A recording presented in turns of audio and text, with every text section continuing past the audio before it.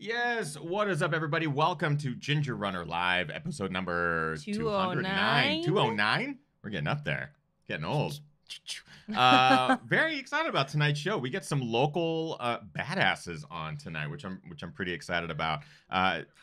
Kim. Oh, sorry, Kim has the volume at full blast right now. It's my first show. First show. It's okay. Welcome. Things happen. Thank you. Thank you. We are joined by Gina and Steve Slaby. I'm so excited to have them on the show. They're local Pacific Northwest badasses who this last weekend just crushed the Issy 100, which is kind of a local. I don't want to call it a fat ass because it's you do it on your own time and it's really quite difficult. We've had guests on the show who have completed it. Von Fawn. It's 100 miles. It has over 33,000 feet of elevation gain. Some of it's off trail. Mm-hmm. It's this really cool line through some local mountains with a ton of climbing and super rugged. And I'm really excited to talk to both Gina and Steve about their accomplishment this last weekend. They completed it in an unofficial, unsupported group time. I can't wait to hear the stories from this thing because I've eyed it and I've talked about it. I was like, oh, yes. What would it be like to do this? It is so outside of my wheelhouse at this point that I'd like to talk to people who have completed it so I can like live vicariously through their adventure. So it's going to be a fun show. And it's a little bit earlier tonight too. We have some people like really excited about it being early. Maybe they're listening to it on their commute home and something like that, which is, I don't know. I like it. Why not? Start 30 minutes early. Why not? So sit back, relax, everybody. Very excited about tonight's show. Episode number 209 of Ginger Runner Live begins now.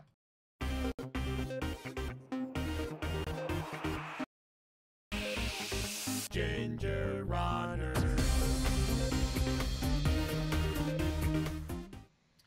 Yes, what is up, everybody? Welcome to Ginger Runner Live, episode number 209. Yep. we'll figure this out. I'm just going to stare at you. 209 episodes, and the intro gets more awkward week after week. A lot of dancing today. Yeah, okay. A lot of dancing. Yeah. That's fine. We hope that you guys are enjoying your Monday. We appreciate you taking some time out of your busy Mondays to spend it with us during tonight's live show. Tonight's guests, two local Pacific Northwest badasses. I believe they're relocating soon. They'll have to correct me if I'm wrong. But they are currently living up here in the Pacific Northwest. They are seasoned ultra runners. They have done some incredible things. Placed very high, like if you look at their ultra sign up resumes, it's another impressive one of these guests that we have on the show where you look at it and go, ooh, that's fast on most every single one of their results, which is it's awesome. So Gina and Steve Slaby are going to be joining us on tonight's show. Can't wait to talk to them about their big adventure this last weekend, crushing the Issy 100, which is a local line through the Issy Alps and some big mountains out here where we do a lot of training, but we haven't pieced this puzzle together in the way that they have. Right. It's this cool line. It has more than 33,000 feet of gain. Some of it is off trail. There's some really technical sections. It's burly. And they were going for the unsupported group fastest known time. I believe they unofficially got it, but we'll find out why it's unofficial at this point when we introduce them. And of course, it's not just me. It's also...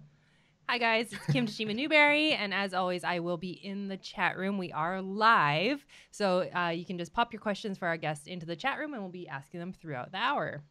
So bring on your questions for both Gina and Steve. It should be fun. Don't laugh at me.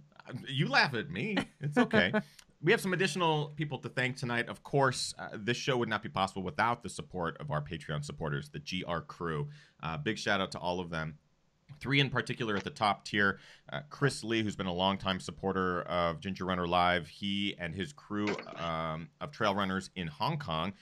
They've created this group called Trailblazer, showcasing a lot of the incredible trails just 10 minutes outside of the city. If you ever find yourself in Hong Kong racing, there's big races there. Or just on vacation, or maybe trying to enjoy some of the region, definitely reach out to Chris and his group at Trailblazer. They'll be able to give you guys some assistance in finding amazing trails in the Hong Kong region. Big shout out to Rick Bjarnason and his team at cheekymonkeymedia.ca. They're a web design company, graphic design company. They do a whole bunch of really cool marketing stuff. Rick is an ultra runner, training currently for the Sinister 7 and Fat Dog 120.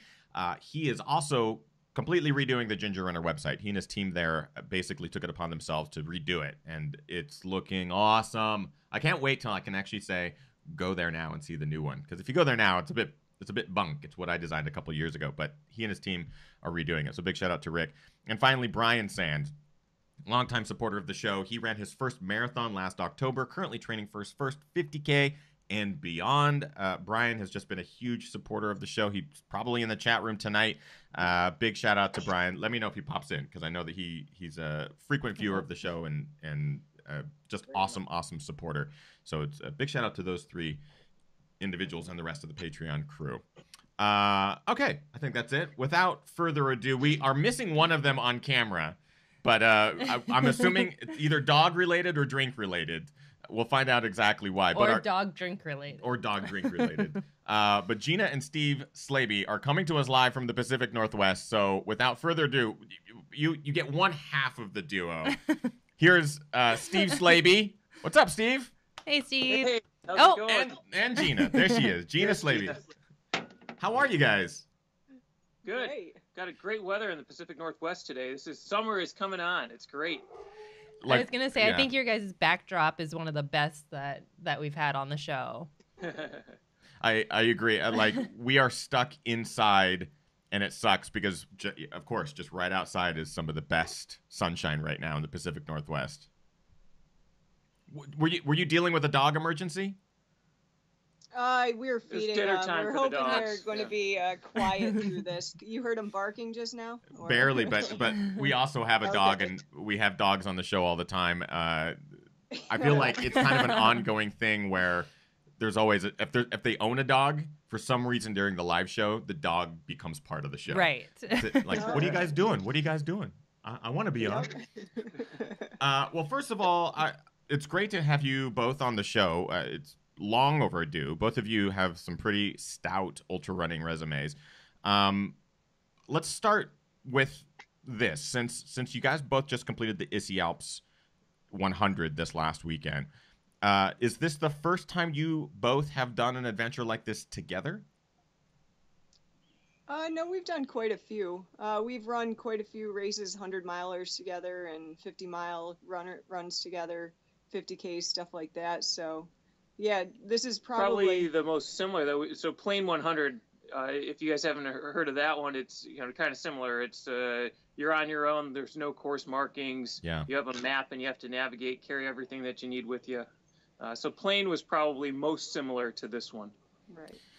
As an ultra running couple, we both run ultras. We did your first 50K we did together. Right.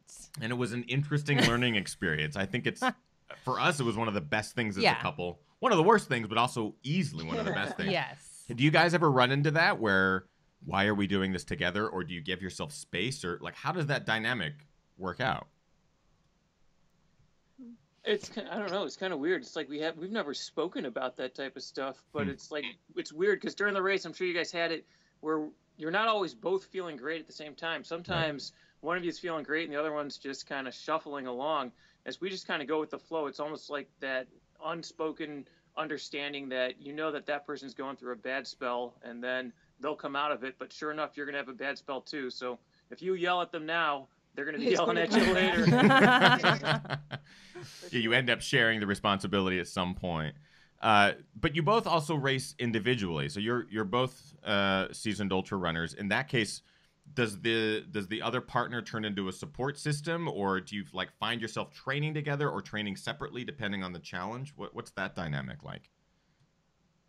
So we usually train together. He definitely runs a lot faster than what I can. But yeah, we usually do training similar type of workouts. We have the same coach, so he gives us similar workouts as well. Jim Felty, got to throw that in there. Yeah. But I don't know. What do you think? Yeah, I mean, it's great. We both get up. So, like, our daily schedule, we're both up at 4 a.m. out the door running with our dogs that you may or may not see or hear during the show. And then on workout days, we're going our own paces, obviously. But those recovery days, I mean, it's just great. We're able to, we can talk about whether it's just daily stuff that's going on at work or just, stuff that we have adventures coming up in life. It's just, time to spend together out on the trails while we're, enjoying the Pacific Northwest. Nice. And for the big workout days, the ones where you might have individual sessions, whether it's speed workouts or anything like that, do you find yourself still doing it together, or do you do your own thing? Like your schedules are pretty separate. We do it at the same time. And Yeah. in all honesty, for me, it's great because it helps motivate me. You know how if you're having a bad workout or things aren't going quite as you hoped, having her out there going through it at the same time, different pace, it just helps get me through it and all the way to the end. Awesome. And do you find yourself really going towards trail workouts, or do you cut it up between road workouts or track workouts and then hit trails when you can? Or Yeah, so we've changed things up a lot. We used to do a lot of track stuff because we were originally marathoners trying to do a fast marathon. And so we did a lot of our runs on the track. It was like our staple. It's an easy way to measure your progress because the conditions are pretty much the same. But with trails, everything's different. So now that we've converted over to like the ultra distance, we'll still do some stuff on the track and things, but really a lot more is on the road, a lot more is on the trails, and it's just really picking up the pace and getting your heart rate up there. Nice. I definitely want to start talking about the Issy 100 because this is the thing I'm most curious about. It's a line, and it's not even a fat ass. So can you guys give us a little description of what the Issy 100 is for those who maybe are tuning in who aren't familiar with what it is? Sorry, we're trying to move out of the sun. You had like these beautiful sun rays. We had the awesome like sun rays. Everything was dramatic. I was like, man, their camera angles are amazing. So yeah, sorry. If you just want to give us a little brief summary of the Issy 100 and kind of what makes it stand out from other adventures. Yeah, Steve can talk about it more. He did a lot more of the scouting on it than I did, just because he had more time with work and everything than I did. So he can explain it better. Yeah, I mean, we got introduced in that Trail Runner magazine article by Yitka Wynn, another Pacific Northwest local, and it just looked like something exciting, really an adventure. Mm-hmm. And as they explain in there, George Orozco, another local favorite, he created the course, and his idea was he was creating a sea-level hard rock. So, just as challenging, just as much climbing, just as much descent, got some gnarly technical trails, and it was linking up some of his favorite running areas and peaks that are in the Pacific Northwest. So I think there's, maybe 10 or 11 peaks across the course, and hopefully I'm not misspeaking the number. But yeah, as you had mentioned, there's over 33,000 feet of gain and 33,000 feet of drop across the course. It's just it's a wicked run. So in this case, I'm just curious, like, what drew you to it? I mean, is it the challenge of it? Is it a unique line? Is it because you trained there all the time and you just wanted to try to piece it together? How did it draw you both in? I guess for me, it's our last big run leaving the Pac Northwest. Really, we're transferring in a couple months, and we'd heard about this for years now, and it just never fit in with our schedule for racing. And this year, we're running Leadville, which is in August, so we're like, hey, we're going to try to fit this in when we can because it's such a great course and everything, and luckily we did. So you are relocating. You're leaving the Pac Northwest. Are you heading to a different region entirely, to the mountains, to the plains? Where are you guys going?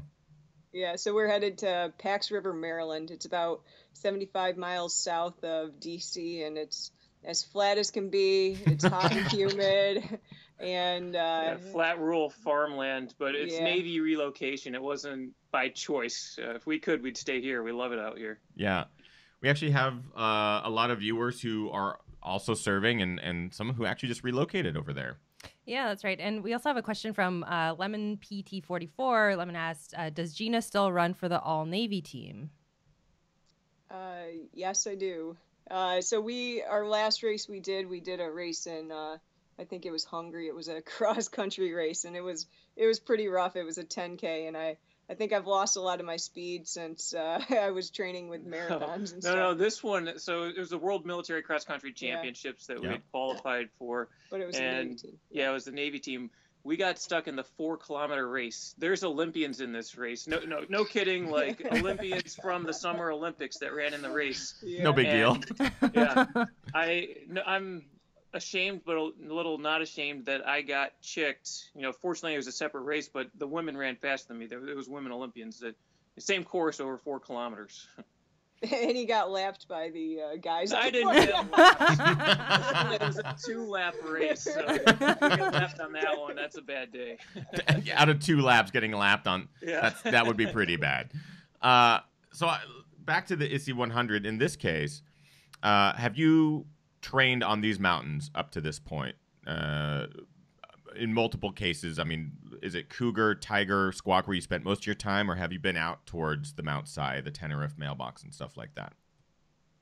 I'd say that was kind of part of the getting us involved in it, was getting out to those areas. So being we're on the Bremerton side of the water, so we're closer to the Olympics, and we have trails a quarter mile out the door. So we had been over there for races on Tiger, Cougar, yeah. Taylor Mountain, was the other one right across from Tiger, but we hadn't been up Tenerife or Mount Si or Mailbox, so that was kind of part of the fun. So it's a monster line. I can't call it a race because it's just you two. So you basically, the premise around the Issy 100 is the GPS coordinates are set up, the route's pretty much set up. As you mentioned, it's been around for a while, and you on your own time can start this and finish it. But part of it is you have to announce your intention, correct? Correct. Right. Yeah, you have to go on. There's a Issy Alps Facebook site that you have to figure out how to get part of, and then you have to announce to the group that you're making the attempt. If you don't announce beforehand, they say that it doesn't count. Has there been cases where that's happened, where someone does it or claims to have done it and didn't announce it, so they don't get a finish? I don't know. I haven't heard of it. It's probably secret enough that you wouldn't Right. hear about it if it did happen. That would suck. Yeah. Oh, I forgot Especially to if announce they did it. the full 100 mile. Yeah. If it was the 50K, that's something different. You could go back out there the next weekend, but yeah, 100 mile, that'd be tough. Right. I also saw that there's a 50K route, a 100K route, a tough, I forget if it's the hard 100K or hard 50K. Yep. And Yeah, then there's the hard 100K. 100 mile. So how do you guys prepare for this? Obviously you have the strength in your legs. You've done multiple ultras. In this case, not having done a couple of these peaks, especially towards the beginning, what are you thinking in preparation wise? Do you even piece together the right gear? Are you thinking let's just go our own pace and go real easy, or what's kind of your approach, at least to this one? So my approach, and I've said this in the past, so we've been running on the 24-hour team before. We did the national championship, and the big things we learned there were nutrition and pacing. You can't go out too hard or else you're just going to suffer. And when we ran Vermont 100, we got to probably 80 or 90 miles, and we went out way too hard, and we couldn't run at the end. We ended up having to walk like the last 10 miles, and we definitely learn from that, and then from the 24-hour, as I said. So it was really just be conservative very early on, because you can make up time late in the race when you still have a little bit of something in your legs at the end. So I guess that was our thing, is just focus on nutrition and focus on a easy steady pace. Yeah, as easy as those tough peaks and descents can be.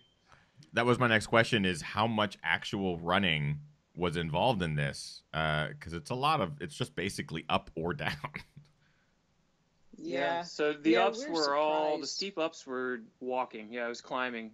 Fast climbing at the beginning and kind of a walking trudge towards the end at locations. We were surprised. I like to say I was At least- sleepwalking in the middle of the night is what it felt like. I was just tired. Go ahead. Yeah, I guess I was surprised, because you're right. It is like large sections of up, large sections of down. There was a couple of parts in there where there's like a flat 10K where you can make up time, but we averaged, I want to say, like 3 miles per hour, which was you lose so much time going up, and then you hope to gain some time going down, and then Right. the But flat you never make sections, up but as much going down as you No, lose you going do. up. Yeah. yeah. Yeah, especially with this one, just knowing some of these routes, the ups, you're inevitably going to go slow because it's so steep. But the downs, it's not like easy, flowy single track. A lot of it is really technical or rooty, so you can't make up a lot of time. I imagine is that frustrating at times? Yeah, it's just that like you said, you can't go fast, and so it beats up your legs even more having it be technical because you really have to focus on the muscle groups and everything else you're using going down. You can't just those nice single tracks that you can kind of roll down. You can be lazy on this. If you're lazy, you're just gonna fall. Which would not be good. Not going to be good. I want to remind everyone that, of course, we are live Monday night. Go ahead, Kim. We got some questions. Yeah, there's a question from OK Dan as well as somebody else. They're just wondering, is there somewhere they can go to see the route that you guys took or the official route? Yeah, it's so it's online. If you Google Issy Alps 100, you can pull up the main website. I think it's pnwbonegames.com, something like that. It's George Orozco's site, and he has all of the maps laid out. It's through CalTopo. Yeah, from what I've seen, it's all CalTopo stuff, and it's broken into segments. You can connect. You can see the line pretty clearly, and I think he also does a really good job of explaining where you start, where you go up, where you come down, and how you connect. So the connectors are kind of what I'm really curious about. The Northwest, just outside of Seattle, is where all these mountains are. Not quite deep into the Cascades, but the foothills, but they're not foothills, they're mountains.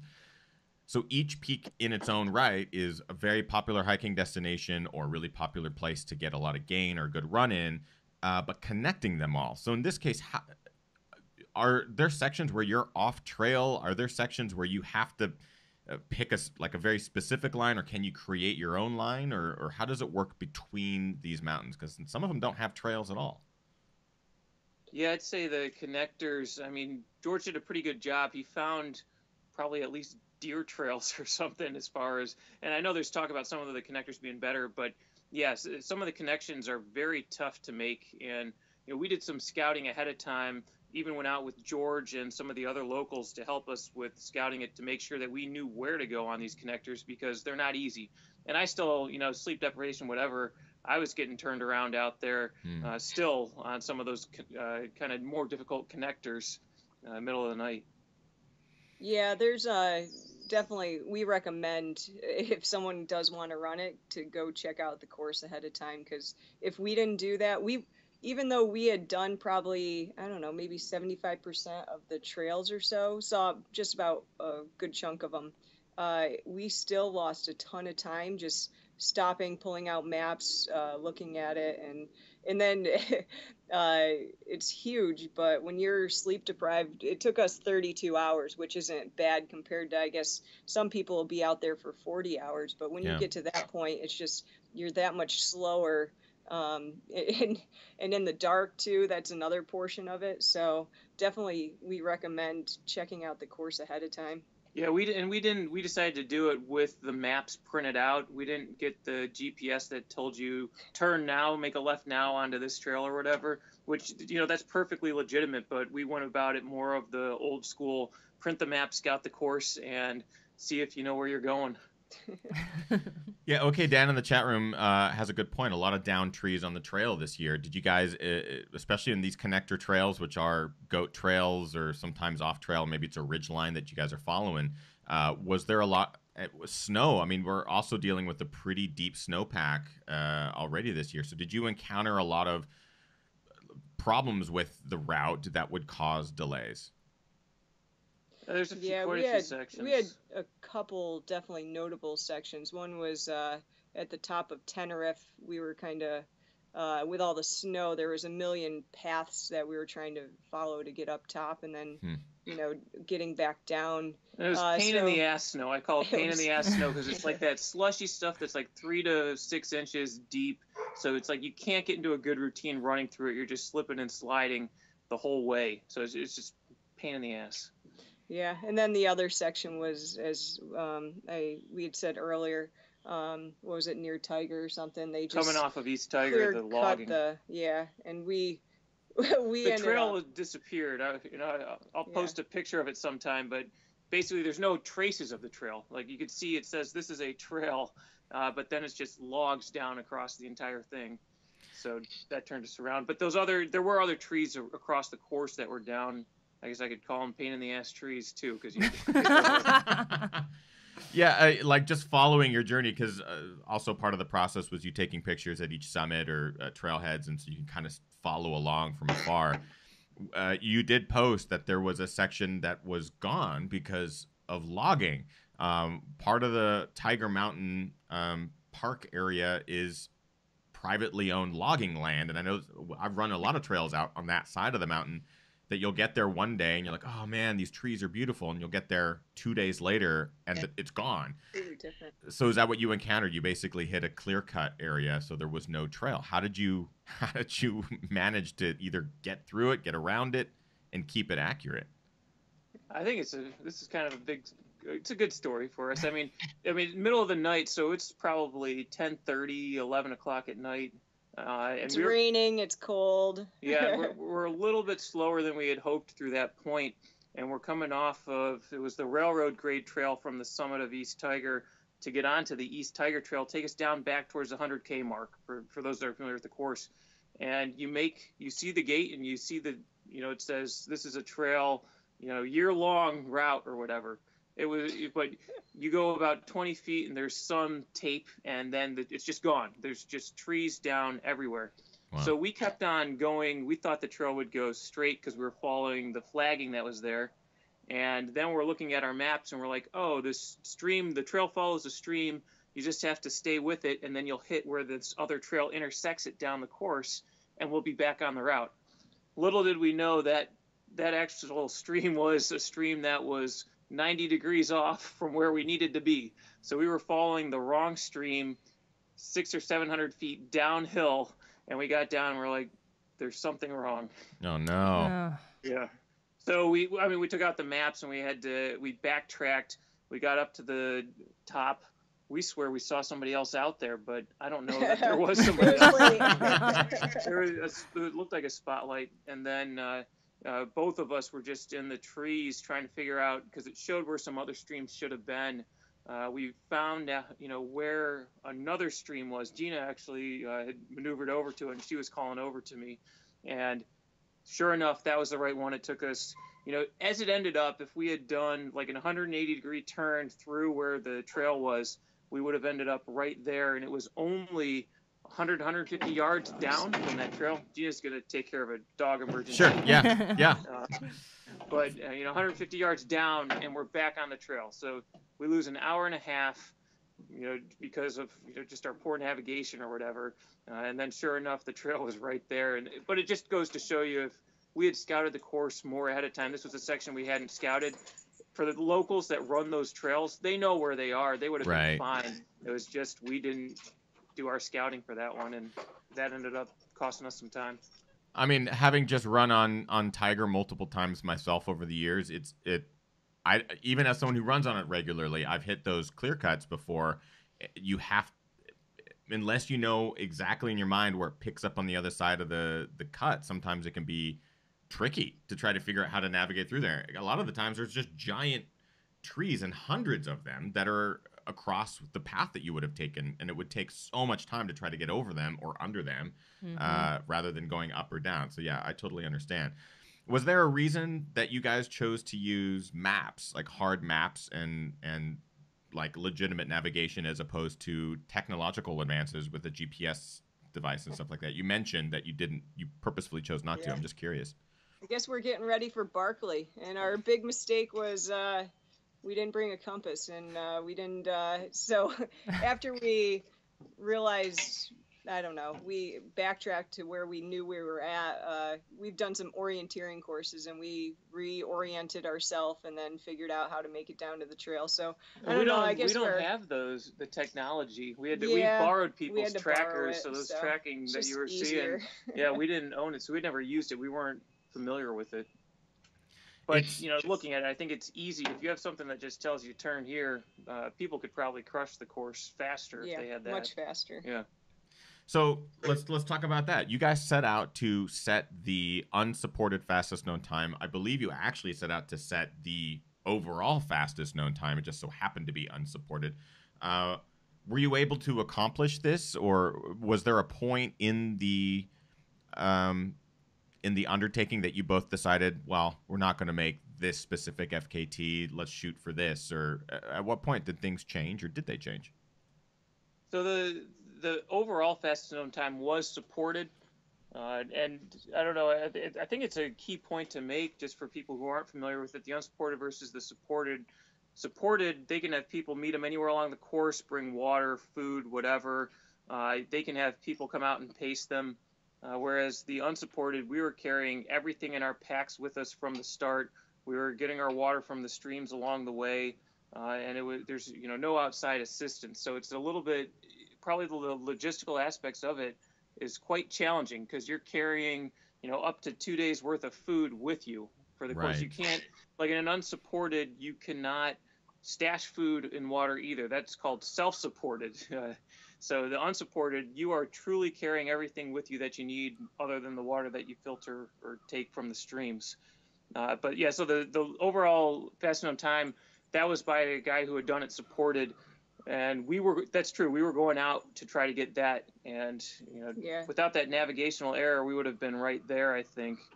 But when we were tracking it the whole way, and we still thought we had a chance all the way up until probably coming off of Tiger, and we had to go over Squawk and Cougar, and we were gauging, all right, this is how long it's taken us. And we knew probably on Cougar that it wasn't going to happen unless we could drop what you were saying, like a 10-minute 5K for the next 50K or something.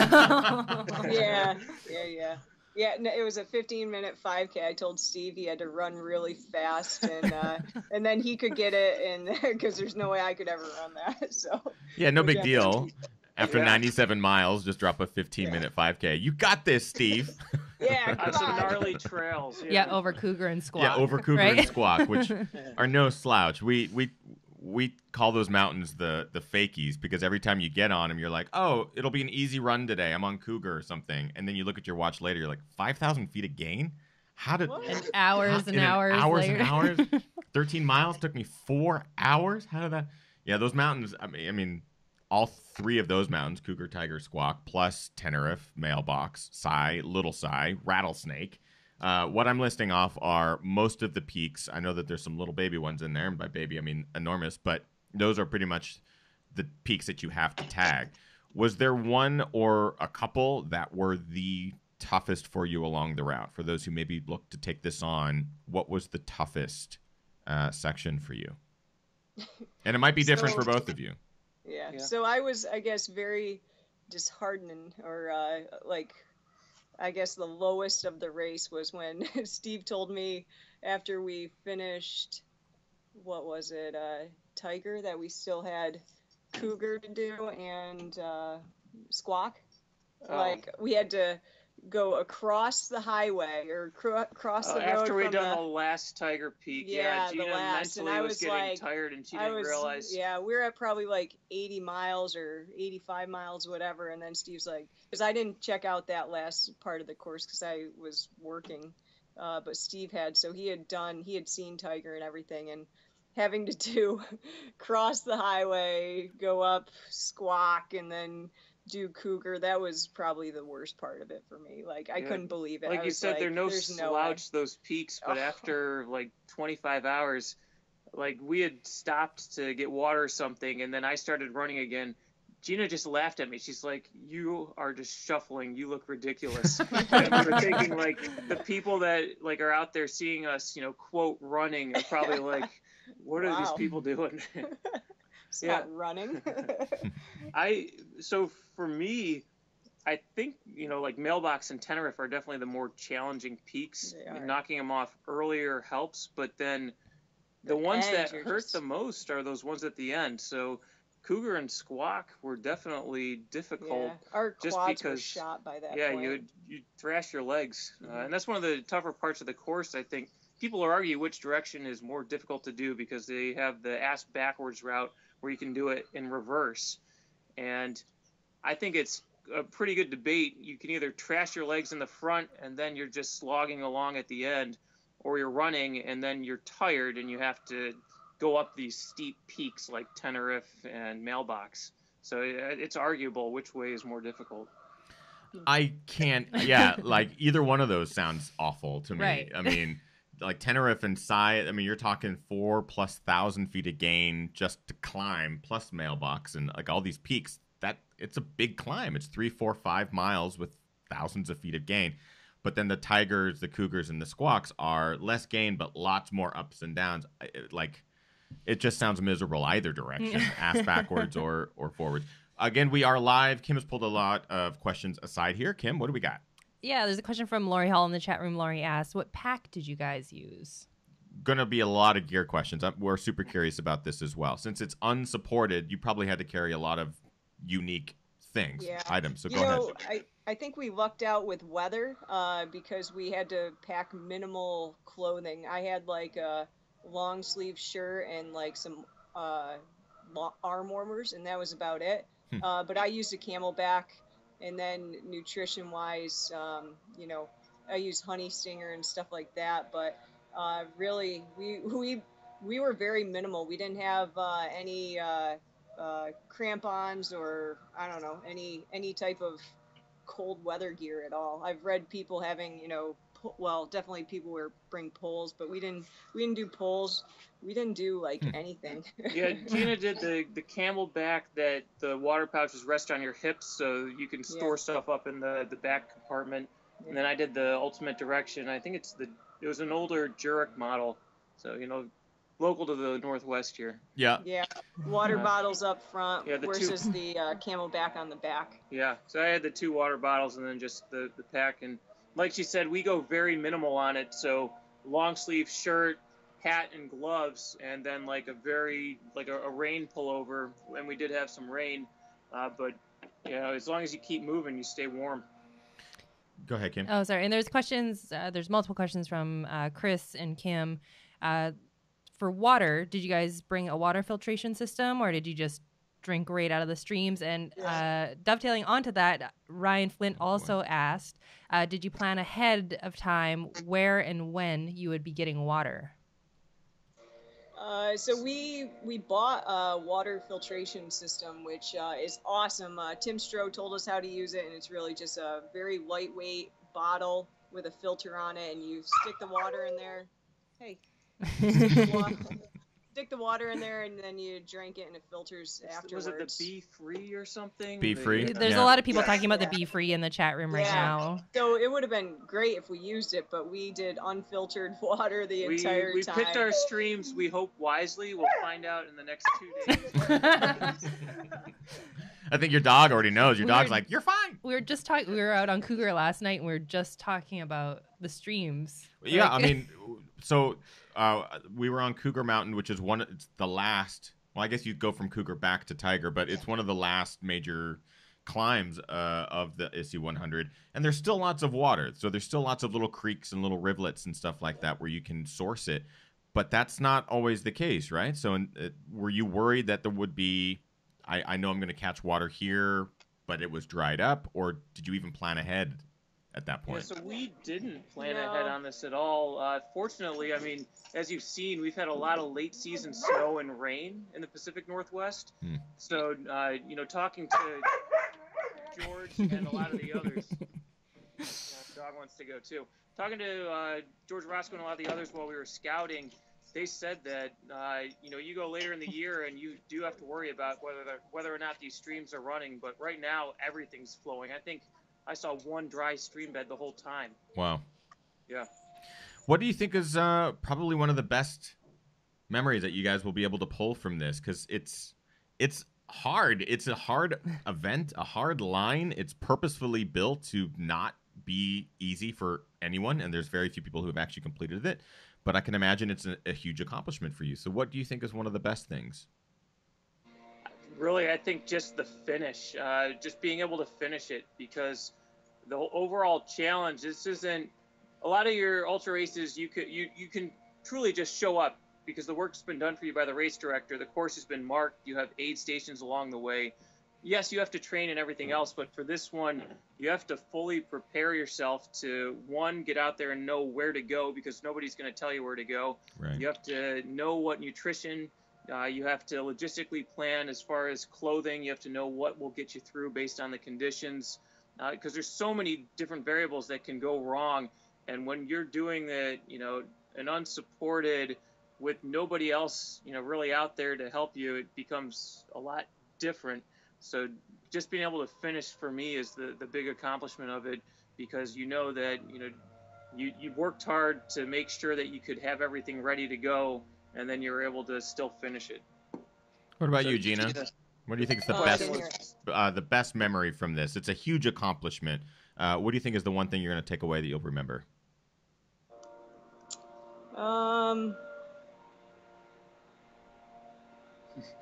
Best thing to take away.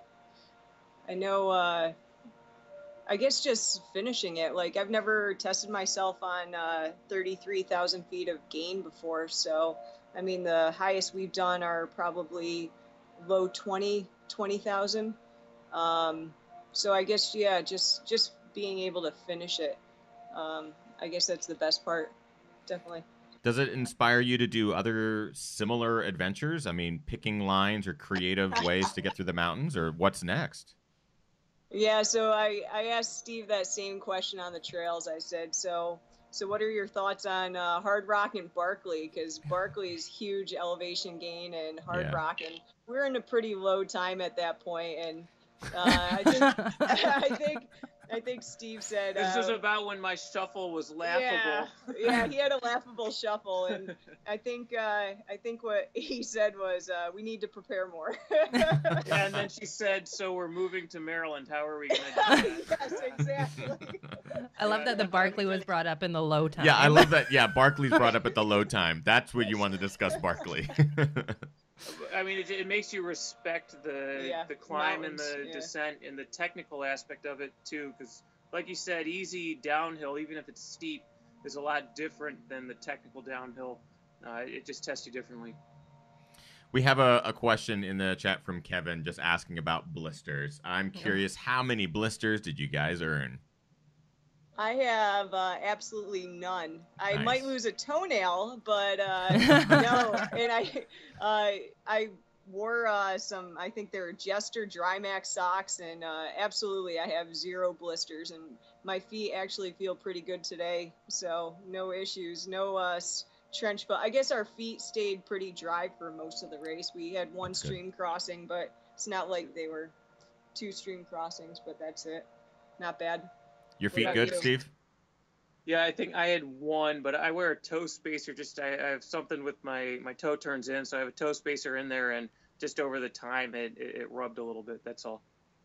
Well, I love the accomplishment. I love the project. I think it's really cool, and what a great farewell to the Pacific Northwest is getting to enjoy some of the toughest, I keep calling them foothills. They're not. They're you think of California and the foothills that we would used to train in down there. These are mountains. These are big ass mountains.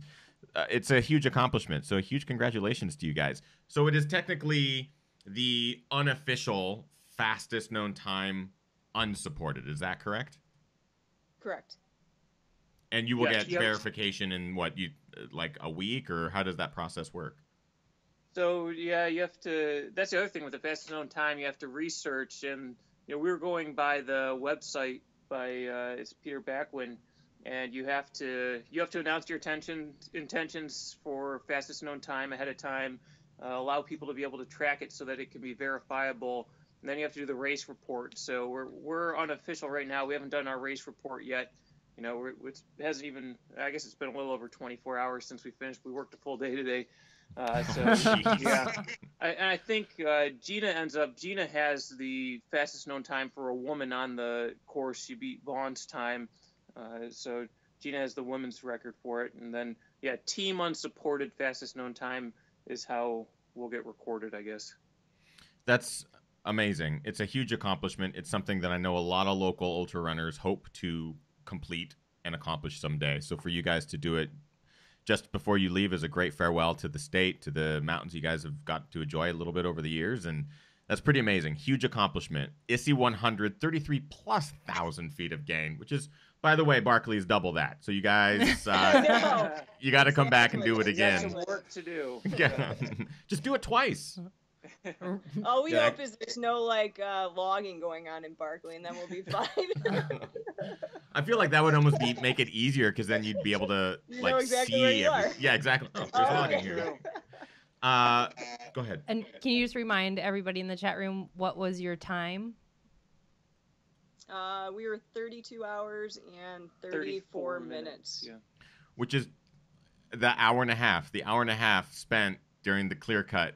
Is that one of those things you're like, oh, logging? Like, are you frustrated about that? Or at this point, is it like, well, we're just happy to be done? You know, we were that logging during it because we were Yeah. like, you can't Yeah. believe it because that was right at the time where we had been calculating how much time we needed in order to finish, and you know, if we weren't doing so well at the end, if we'd be able to get it, and then sure enough, at that point, yeah. Anyway. Huge accomplishment. So excited for you guys. Congratulations. This is your first time on the show, so we like to end our main show with what we call the Quickie Question Quiz. It's a rapid-fire series of very easy questions, and what we'll do is I'll ask the question, and then we'll go Gina and Steve with your answers in a row. Again, they're very easy, very quick. First thing that comes to your head when you're ready, give me the thumbs up, and we'll just rip on through. All right. Dairy Queen. No. I'll tell you my favorite dessert. Okay. No, I got you. That was like the best start. That to was the the best question start quiz because ever. it could technically be the answer to every one of the questions. Right. Okay, here we go. Very, very easy. What was your very first race? It's the Veterans 5K in Pensacola, Florida. Mine was the school days, one lap around the field in 4th grade. Favorite place to run? Favorite place to run? In the neighborhood, around our trails in Seebeck. Telluride, Colorado. Road or trails? Trails. Trails. Bucket list race? I want to do oh man, I can't believe I can't think of it. Mine's Barkley and Hard Rock. The easy ones, right? Yes. Super easy. Death Valley to Badwater. Badwater. There you go. Oh, my goodness. We'll forgive you. It's not like that. That one's pretty well known, so that's easily a brain fart at that moment. It was brain fart. Brain fart, yeah. Favorite running movie? The Prefontaine Fire Around the Track. What do you call it? Yeah, mine's the same. A documentary. Yeah, awesome. Guilty pleasure TV show? Big Bang Theory. America's Got Talent. Both, All right. both great answers. Pre-race meal. What's your favorite pre-race meal? I have loaded oatmeal. It's just oatmeal, peanut butter, and trail mix. Yum. Bagel yogurt with peanut butter. I almost heard Dairy Dairy Queen. Queen. I knew Gina was. I was thinking the night before. Yeah, which would totally make sense. Favorite post-race indulgence? Beer and pizza. Yeah, beer and pizza. Or Dairy Queen. Would also work. And finally, the last question, probably the easiest one, but your favorite running kicks. And in this case, what were the shoes that you guys ran in for the Issy 100? So I did the Ultra Lone Peaks. Yeah, the Mountain KTs from Ultra. Nice. Good choice. That's it. You both passed. Yay! All right. 100%. Dairy Queen. Dairy Queen. Always Dairy Queen. Very good. Dairy Queen. So just for those who are maybe watching live, listening to the podcast, or watching the archive version, Gina and Steve, can you let people know where they can maybe find you on social media, or maybe if they have questions about this undertaking, they can reach out and get some answers? So I'm just Facebook Gina Slaby, and Instagram I think it's the same Gina.Slaby. So that's what I'm at. Yeah, I'm probably most easily found through Gina's sites. Known as Gina's husband. As, My other name is Gina's husband. Yeah. Whatever. That's awesome. A big thank you to both Gina and Steve Slaby for joining us on tonight's show. A huge, I can't state this enough, or I can't give it enough clout, but the Issy 100 is bonkers. And they crushed it this weekend. They just finished. They're 24 hours removed from it. So I imagine they're a little sleep deprived, plus a day of After work. a full day of work. Yeah, come on. The fact that they even joined us is pretty spectacular. But they completed it in just over 32 hours, nearing the all-time FKT of it. But they managed to get the unofficial, unsupported fastest known time of the Issy 100. So huge congratulations to both Gina and Steve. And that's pretty much it for our main show. I think that's it. Yeah. We are going to continue talking with Gina and Steve for a very, very brief amount of time in the post show. If you would like to join us in the post show and get those questions answered that maybe didn't get asked during the main show, you can join us. Anyone can join us by going to patreon.com/thegingerrunner. For as little as $1 a month, it basically funds the channel, the work, the movies that we do here every single week. And it's as much as $1, which is pretty awesome. And you get to join us for all of the post shows with our guests every single Monday. So consider it if you haven't already. If you are a Patreon supporter, thank you. And we'll see you guys in just a couple of seconds. Am I forgetting anything? I think that's it. I think that's it as well. All right, everybody. That's it. Get out there. Train hard. Race harder. Party the hardest. We'll see you guys next week from a Ginger Runner Live. I think that is it. I thought I was going to make an announcement, but I don't think there's anything to announce yet. But there will be. See you guys in the post show. That's it. Bye. Bye.